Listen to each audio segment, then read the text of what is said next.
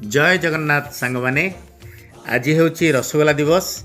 ये रसगोला दिवस रे आपण को अनेक अनेक शुभेच्छा और शुभकामना। आपण माने जानी थिबे आमर ओडिसा रे जो रसगोला दिवस पालन करा जाउछि ताहा प्रभु जगन्नाथंकर जो दिन नीलाद्रि विजय हुए से परंपरा अनुसार आमर रसगोला दिवस पालन करा जाउछि। ए नीलाद्रि विजय परंपरा रे महाप्रभु जगन्नाथ माँ लक्ष्मी को रसगोला अर्पण करती बोली विश्वास रही।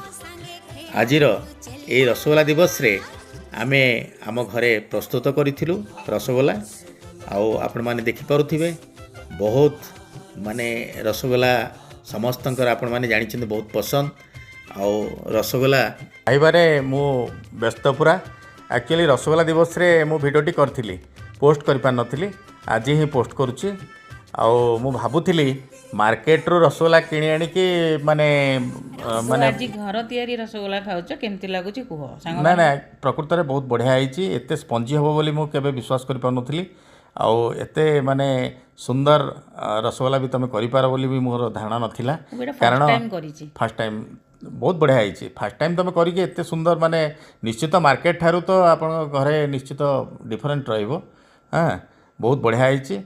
आउ आपण माने सांग माने केमती रसगोला दिवस पालन कले कमेंट माध्यम जनइबे।